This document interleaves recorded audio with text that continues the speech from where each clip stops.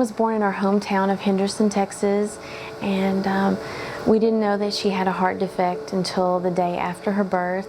The doctor and Tyler gave us her diagnosis, and we were just so devastated because I had a healthy pregnancy, a healthy delivery, and she looked healthy when she was born, and so it was a big shock to us. So later on that day, Brynn and my husband took the helicopter up here to the hospital, and I wasn't allowed to ride in the helicopter, so I came later. When I first got here, the impression I saw was that they take care of the parents just as much as they take care of the little ones. She was brought to the cardiac intensive care unit, and when I came in, I'll never forget, you know, it was just so scary and so strange to me to see her hooked up to all these monitors. It was just overwhelming because you go from the happiest that you could possibly be, and in 24 hours to the saddest you could possibly be.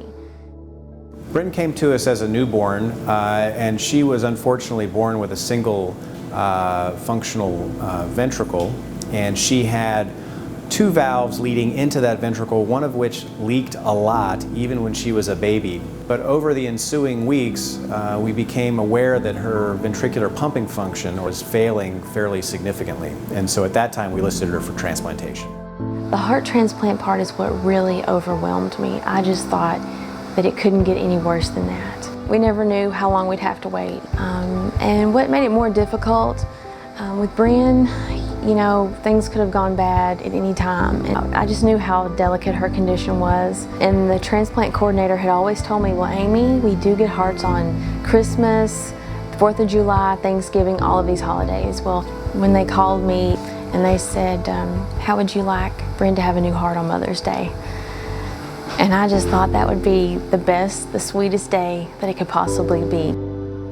Brynn weighed just a little over 15 pounds. She had waited just over 100 days from the time that we listed her. Her primary risks at the time of this operation were the fact that she was not exactly perfectly stable once we had her chest open because of the dilation of her heart and the poor ventricular function. She was also having some electrical abnormalities of her heart as we dissected things out. As is typical for the majority of patients who have had previous congenital heart operations, when you go to do their transplants, they're necessarily more complex. And once we received the graft and sewed it in, that part of the operation seemed to go quite well, and she's really had a nice, stable recovery after the transplant. Yeah, we always knew that in order for Brynn to get a new heart, you know, someone would lose a child. That's just an ultimate gift that you can just give to anybody.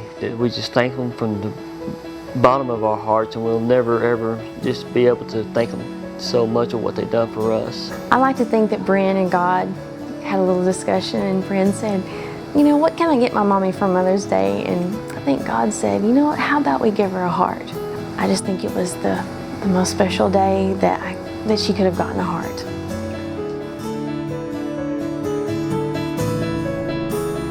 Thank you, children.